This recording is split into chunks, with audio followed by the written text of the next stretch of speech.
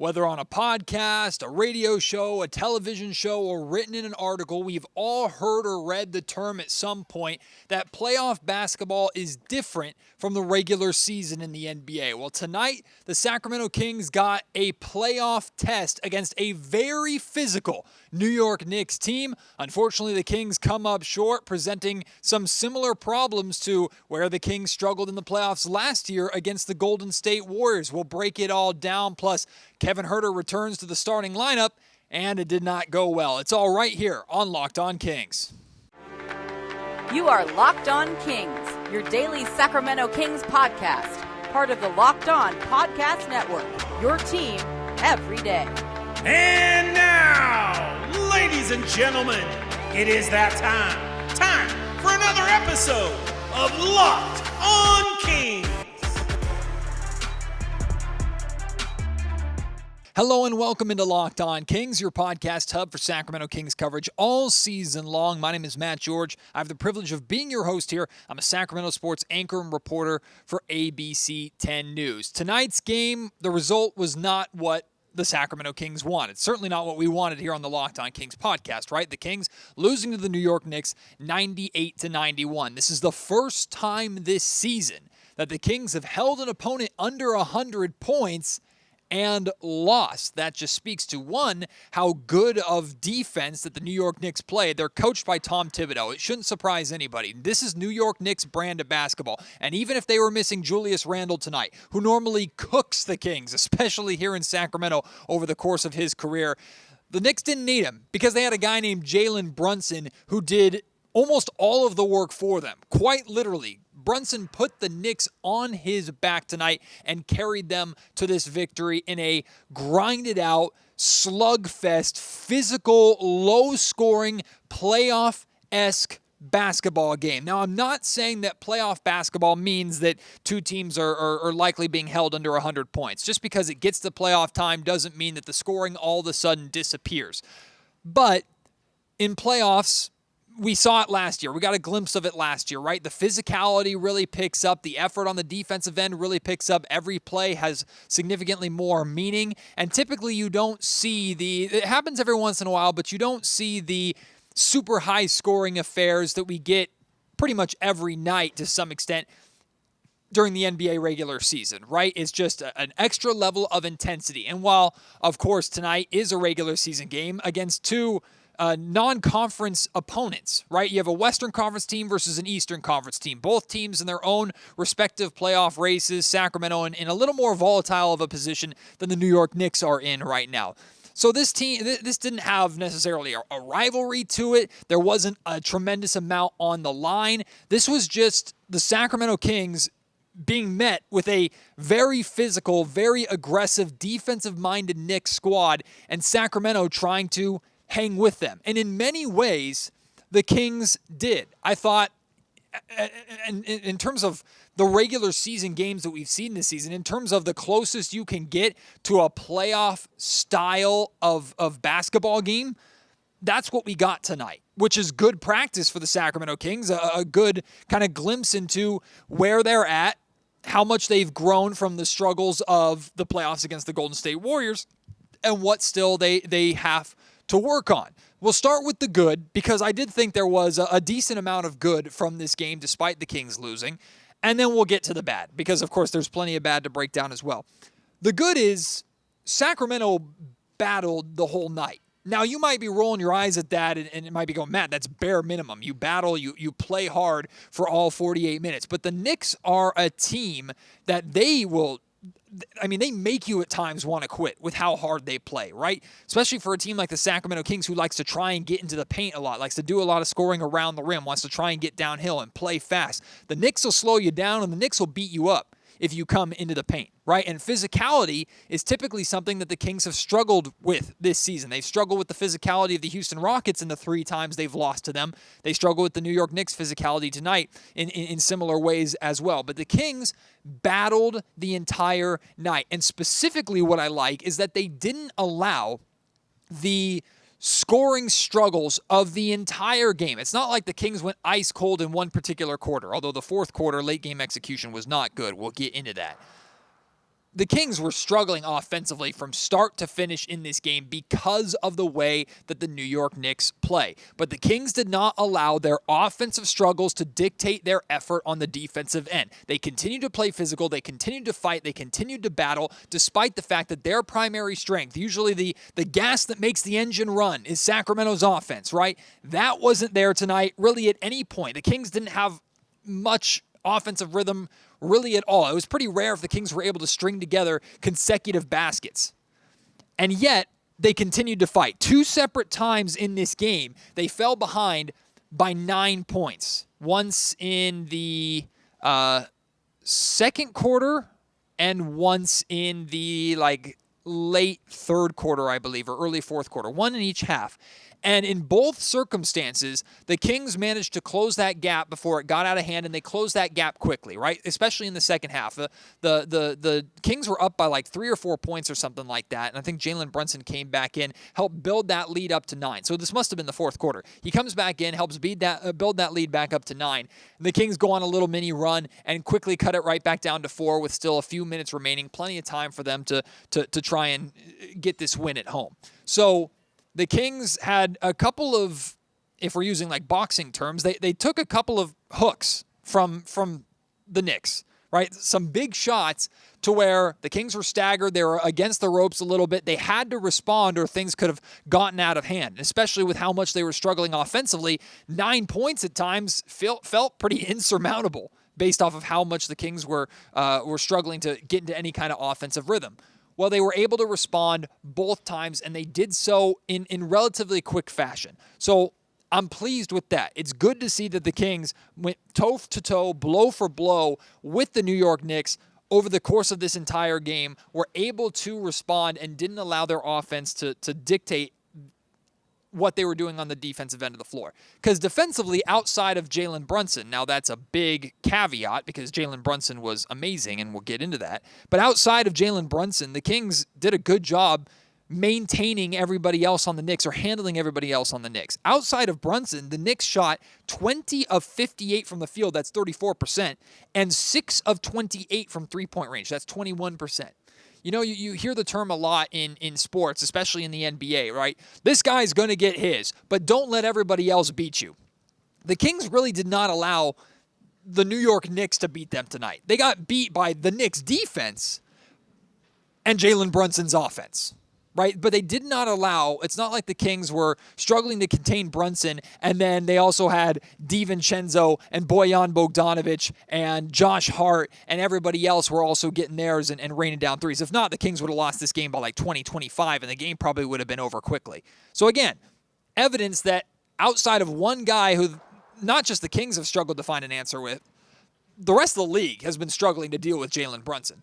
Outside of him, Sacramento defensively did not stop with their intensity. They battled hard, and they managed to keep this game close by not allowing the other Knicks players to really beat them or get anything going. So, also, credit to the Kings over these last 4 games.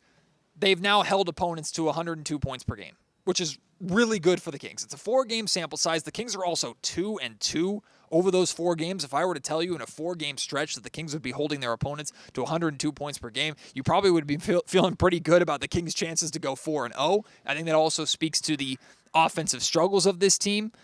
But any short stretch or consistent stretch where the Kings defensively are holding their opponents in the low 100s or even below 100 twice, you'll absolutely take that from a Kings perspective. Okay, that's all the good. Now let's get into the bad here.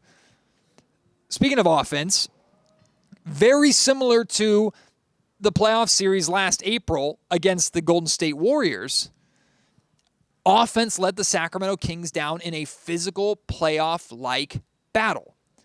The Kings took the Warriors to 7 games, and it wasn't like they were holding the Warriors under 100 points or in the low 100s every single game, but defensively, Sacramento fared far better in the playoffs than I think we all expected, right? But offensively, the Kings did not look like themselves, didn't look like the team that was number 1 in the NBA offensively. Again, playoffs are a different beast.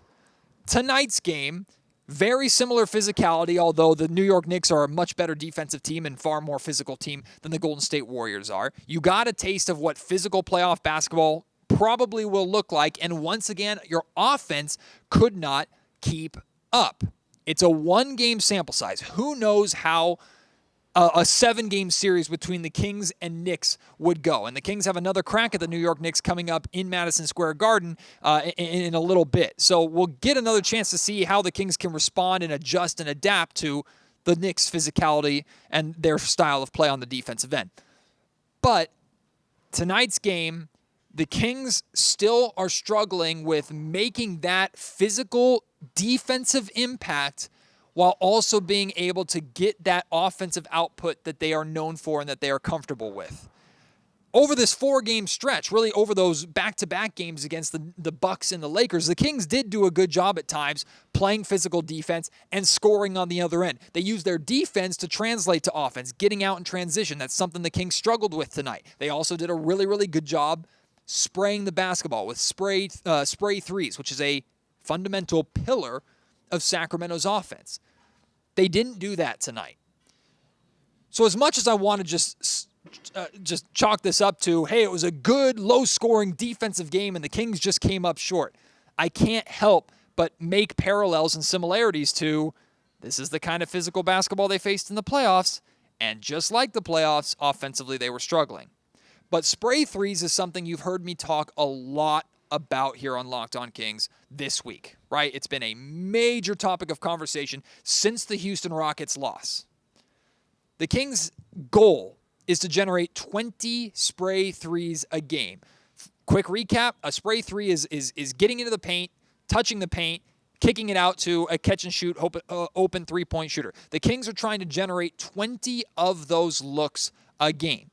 Against the Bucks, they generated 20. They went 10 of 20 for 50% on just spray threes alone. That game they shot in the low to mid-40s from three-point range. Against the Lakers, they generated 19 spray threes, made 11 of them, shot as a team in the mid-40s from three-point range. Tonight, the Kings shot 27% from three-point range, and they generated only 9 spray threes. They went 3 of 9 in those spray threes. So in the best looks that they can possibly generate from themselves three-point-wise, at least according to Mike Brown, or the looks that the Kings want to create for themselves offensively, they shot just 33% on those looks and were 11 short of their goal. Credit to the Knicks defense, of course. They do a really good job packing the paint, making it difficult for you. It's not like the Kings weren't trying to touch the paint, but when they were touching the paint, they weren't able to kick the ball out, to find those sprays. And it also got to a point where I thought the Kings were relying way too much on isolation sets too, because they recognized that it wasn't going well attacking the basket. But Mike Brown hit that point really hard post-game, right? He hit it really hard. Like, this was the unacceptable part of this Kings game, was we struggled to spray the basketball. If we're not spraying the basketball offensively, we are going to struggle. And he's been proven right over this 4-game stretch. The Kings have struggled to spray the ball against the Rockets and the Knicks, two teams that play physical interior defense. They lost those games and shot poorly. In the 2 games against the Bucks and the Lakers that they won, they attacked the basket, got into the paint, kicked out for open threes, shot a high three-point percentage, scored a lot of points, won both of those games. So, I mean, it's staring us right in the face there. Mike is definitely onto something. He recognizes that generating spray threes is the best chance for this Kings team to win. So what they have to figure out is how to generate those spray threes against teams that are going to pack the paint and play physical. Because you best believe teams are paying attention to this, right? If the Kings face the Thunder or the Timberwolves or the who knows, whoever they face in the playoffs, even if that team isn't as good defensively with interior defense as the New York Knicks are, they know that that's how you can at least slow down this Kings offense. So the Kings need to know that they're going to face this. They're going to face teams that are going to try and be swiping at them and bumping them and knocking them around on the inside and not trying to give them those spray threes that they're looking for. The Kings still need to find a way to consistently generate them if they want their offense to look as good as it's capable of being. So the spray threes were a struggle. The Kings shooting in general was a struggle. They missed 55 total shots tonight. A lot of that, again, has to do with the New York Knicks and the way they play defense. Like, they've done that to a lot of teams, not just the Kings. They are very, very legit. But offensively, you need to do better than 55 misses, 35% from the field, 27% from three-point range. Also, look, late game execution was really bad in this game. The Kings shot, or rather scored 17 points in the fourth quarter. A lot of that, again, I felt had to do with too many ISO sets and not enough attempts to try and spray the basketball. The Kings just were not able to get into any kind of offensive rhythm, and as the game really picked up the intensity down the stretch, the Kings just went ice cold. They fell apart offensively at the right time. They never really got going, but the wheels completely fell off there down the stretch. In fact, the last basket that the Kings made was a Keon Ellis dunk with 2 minutes and 31 seconds remaining in the game. The final 2.5 minutes, the Kings didn't score a single point. The offense let them down. Simply put, the offense let them down. So if this is a playoff test, the Kings passed in some ways they passed last April, and failed in the same ways they failed last April, which cost them that series. And come to think of it, too, think back to Game 7, right? The Kings did a relatively good job against the Golden State Warriors, with the exception of Steph Curry going for 50. Tonight, defensively, the Kings did a relatively good job against the New York Knicks, except for Jalen Brunson going for 42. You can string together a lot of parallels from tonight's game to the playoffs. And whether it's a discouraging progress report for you or a good test for Sacramento or a good opportunity for them to experience it and try to address it as the playoffs are right around the corner now, like 16 or 15 games away or something like that. Let's see how the Kings respond. Still got more to get into. Kevin Huerter returned to the starting lineup tonight after missing last game with an injury. It did not go well. We'll talk about him. And, of course, Keon Ellis coming off the bench. Got to talk about the officiating as well, because that's a major topic of conversation amongst Kings fans right now. De'Aaron Fox even brought it up again post-game. It's all coming here in just a second. Today's episode of the Locked On Kings podcast is brought to you by eBay Motors. Passion, drive, and patience. What brings home the winning trophy is also what keeps your ride or die alive. eBay Motors has everything that you need to maintain your vehicle and level it up to peak performance, from superchargers, roof racks, exhaust kits, LED headlights, and more. Whether you're into speed, power, or style, eBay Motors has got you covered. With over 122 million parts for your number one ride or die, you'll find exactly what you're looking for, and with eBay Guaranteed Fit, your part is guaranteed to fit your ride every time, or you get your money back, because with eBay Motors, you're burning rubber, not burning cash. With all the parts that you need at the prices you want, it's easy to turn your car into the MVP and bring home that win. Keep your ride or die alive at ebaymotors.com. Eligible items only. Exclusions apply. eBay Guaranteed Fit, only available to U.S. customers. So if you listened to the post-game podcast after the Kings win over the Los Angeles Lakers, and if you missed if you listened to my conversation with Brendan Nunez from Sacktown Sports 1140 and the Kings Pulse podcast on yesterday's show, you would hear that I am very much team start Keon Ellis, right? I think Keon has earned an opportunity to be put in the starting lineup. I think Keon right now gives the Sacramento Kings the best chance to not just win basketball games, but the best chance to play the style of basketball that Mike Brown has been preaching and wanting this team to play all season long. So you might be expecting me to take Kevin Huerter's return to the starting lineup, 0 point, 0 of 3 from the field, 1 rebound, 2 assists, 1 steal performance, and tear it to shreds and go, see, this is why Keon Ellis needs to start. I do still feel that way, right? I do still feel that Keon Ellis should be the starter. Kevin Huerter played 15 minutes and 58 seconds tonight. So rounded up, he played 16 minutes tonight. Lowest by a large margin of all the starters. Keon Ellis, off the bench, played 29 minutes. Was on the floor basically to close this game until things got out of hand. So Kevin got the start. He started the first quarter. He started the second half. But Keon Ellis got the starter minutes tonight.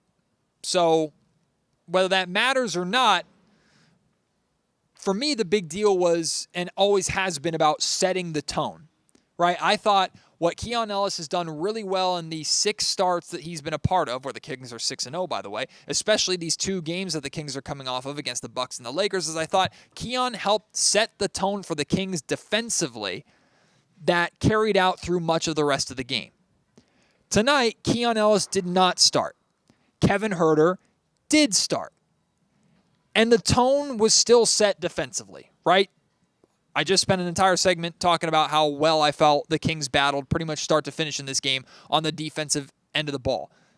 Now, the tone wasn't set defensively by Kevin Huerter. It was set defensively, I think, by the entire team, largely De'Aaron Fox as well. Fox got the assignment of guarding Jalen Brunson early on in this game.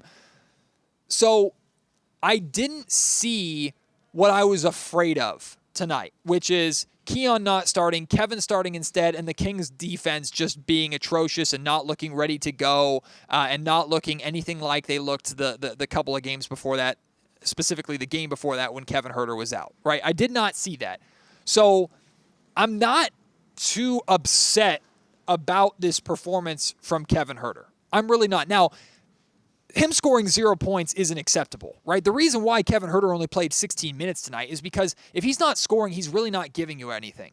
Now, I'm not saying that he was just standing there on the perimeter with his hands in his pockets watching. He's working. He's always working. I will always give him that credit so people know that Kevin Huerter is not a lazy basketball player. He's been putting in the work all season long to try and improve defensively. He's trying to crash the glass. He's trying to get his teammates involved. He's trying to get open looks.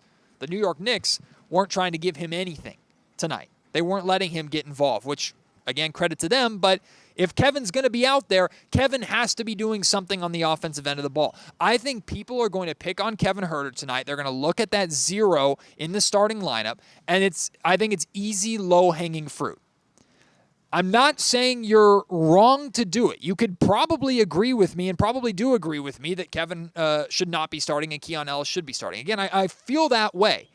But I'm not going to blame this loss by any means on Kevin Huerter. The Kings definitely needed more from him. But as a whole, the Kings needed more from everybody offensively, right? Everybody struggled. Domantas Sabonis got off to a great start, scored 13 points in the first quarter. Scored, 5 points for the rest of the game? Like, he struggled. De'Aaron Fox struggled. Had good stretches, but for the most part, struggled. Malik Monk struggled, right? Keon Ellis, Davion Mitchell, Harrison Barnes, Keegan Murray, everybody offensively struggled to get into a rhythm tonight. So I can't just separate them or separate Kevin Huerter, point at him and go, you didn't do anything, it's your fault, be banished from the starting lineup. Tonight was not enough for Mike Brown to change his decision. Even if I disagree with his decision, he's not going to take Kevin Huerter out of the starting lineup because of what happened tonight. Maybe you feel like he should, and you're entitled to your opinion 100%. But what I think it's going to take, and hopefully it doesn't get to this, because if it gets to this, things are probably not going well for the Kings. What it's going to take is a string of 2 or 3 games where the Kings offense or defensively are just in shambles, and Kevin Huerter is continuing to be targeted over and over and over again, while Kevin continues to struggle on the offensive end of the ball. If that's happening, like, that might force Mike's hand to put Keon Ellis into the game. None of us should be rooting for that, even if we would be proven right for Keon to be a starter. So I'm chilling on Kevin Huerter a little bit tonight because it wasn't acceptable. It's not good enough. The Kings need more from him offensively, but the Kings needed more from everybody offensively tonight. So to single Kevin out specifically feels wrong. Now, you best believe if he puts up another 0 points or 1 point or 2 point performance over the next 2 or 3 games, yeah, now the alarm bells are going to be really going off because Kevin's at that point literally not giving you anything. The primary strength of your starting shooting guard is gone at that point. And if that continues to happen, we're going to continue to see nights like tonight where, hell, I don't even think Kevin would get to 16 minutes if that keeps happening. Overall, though, I'm not a huge fan of the plus-minus stat, but sometimes it does tell the story. Kevin Huerter was a -2 tonight. So again, when he was on the floor, the Kings were not getting killed. They just weren't getting anything out of him.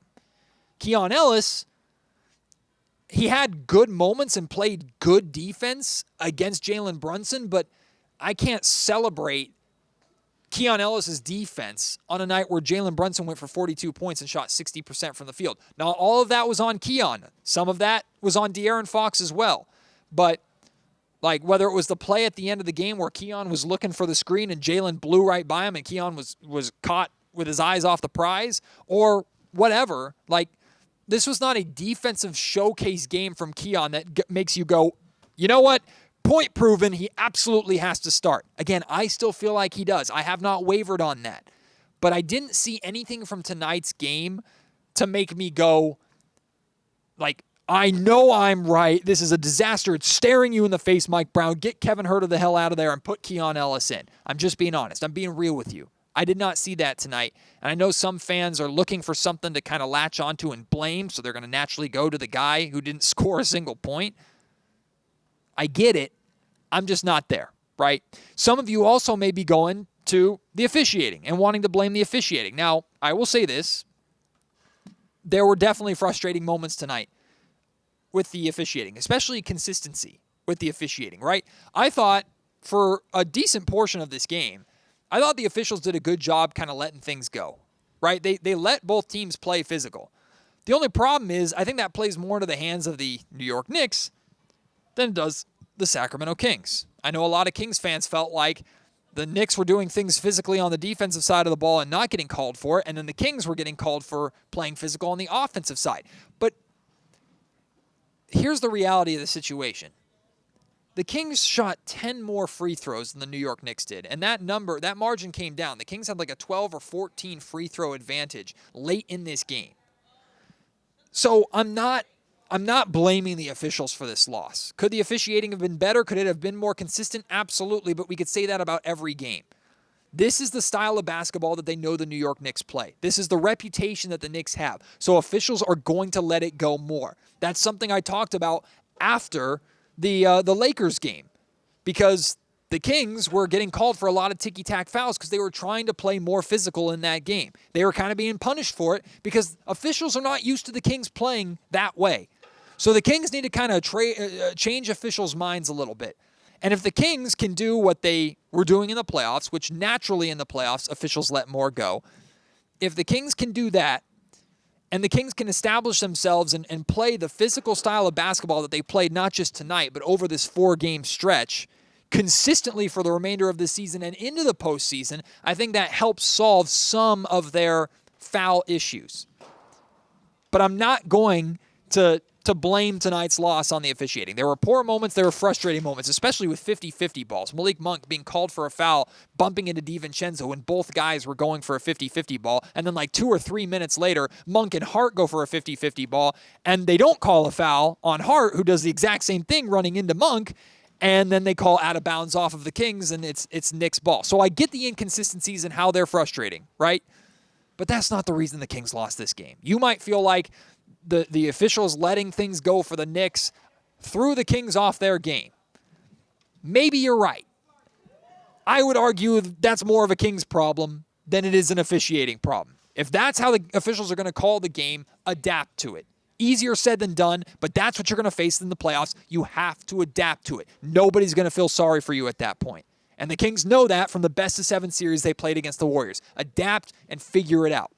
That's what they have to do, and hopefully that's the context that they got from this playoff-like game against the Knicks tonight. Today's episode of the Locked On Kings podcast is also brought to you by Stitch Fix. You know, the instant confidence boost that you get from an outfit that just makes you look really good? That's what I get with Stitch Fix. With Stitch Fix, you get a stylist who understands your style, your size, and, most importantly, your budget. They do all the shopping for you. It's the easiest way to update your wardrobe this season or any season going into the summertime or the springtime. You can start to peel the layers off a little bit, but maybe you want to update your wardrobe for when the sun is coming out. Stitch Fix can help you with that, whether it's casual styles, more semi-formal styles. Stitch Fix is huge for me because working in television, working at ABC 10, right? Like, I needed to update my wardrobe. It's difficult to shop for me because I am a 6'4", super skinny, thin, lightweight dude. I am. Like, I'm like a barbershop pole. So it's not necessarily easy to shop for me and to get my sizes right. Typically, I have to do it online. Well, Stitch Fix builds their clothing or builds these outfits specifically for me. And that's a really, really big benefit. I just gave my stylist my size, my style, and my budget preference, and I order boxes whenever I want to. It's not like a subscription where they're definitely sending you a different box at the same time every single month. I order the box when I want, try out the styles, and I keep whatever I like and send back whatever I don't like. They make it so easy. I don't like to shop for myself. I don't like to go clothing shopping because I have the style of a brick wall. So Stitch Fix makes it so much easier. It's style that makes you feel good and makes you look good as well. Shipping, returns, and exchanges are always free. Get started today at stitchfix.com/lockedon. That's stitchfix.com/lockedon. stitchfix.com/lockedon. It sounds crazy, but maybe the biggest test in this stretch of games for Sacramento is coming up with these next 3 games. Despite the Kings beating the Milwaukee Bucks, winning a very important game against the Los Angeles Lakers, going toe-to-toe with a top team in the East like the New York Knicks, the Memphis Grizzlies, Toronto Raptors, and Washington Wizards, the latter 2 of those 3 being on the road, that might be kind of the true test for the Kings, right? Let's call it the Kings test. The Kings have been playing so much better basketball over these last 4 games, or have specifically been playing with the effort and physicality that Mike Brown expects and wants out of this team. The Houston Rockets game, things could have absolutely been better, and there was a lot that we weren't happy with after that loss, specifically losing to the Rockets again and losing to them in your own building, right?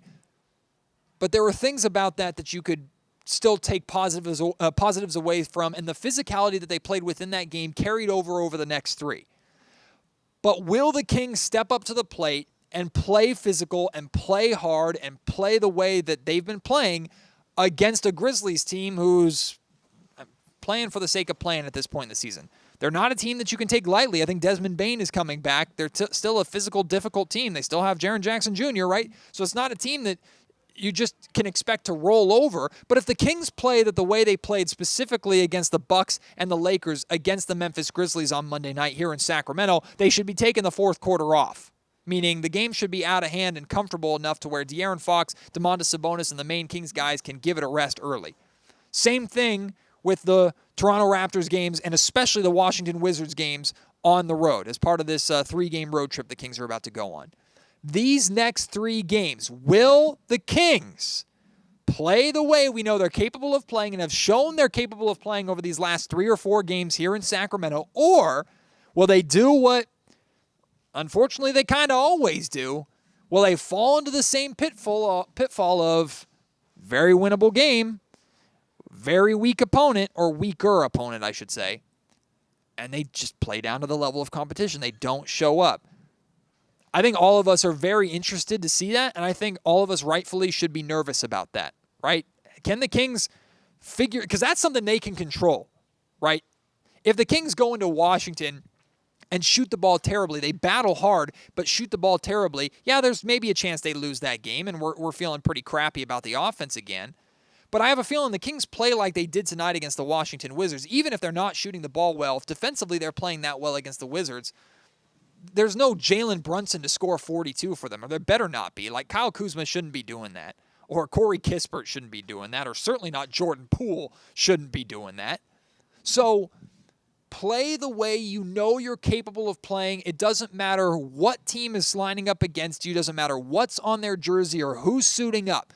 Play the way that you know you can play. Control what you can control. Your effort, your intensity, your physicality is everything that has only to do with you and nothing to do with your opponents. You do that, there's a great chance you go 3-0 during this stretch. And that's amazing because after this 3-game stretch, you have the Orlando Magic to wrap up the road trip. You beat the Magic in overtime here in Sacramento. That's a really good team in the Eastern Conference.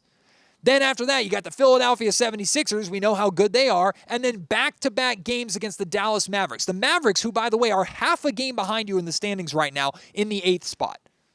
The Kings fell, unfortunately, back down to 7th. The Suns are back in 6th. They're half a game back of the Suns in 6th. But those 2 Mavericks games are beyond massive. I don't need to explain it to you. But maybe you can give yourself a safety net for at least one of those games by handling your business in these 3 very winnable games. Like, the expectation for the Kings should be 3-0. Bare minimum should be 2-1.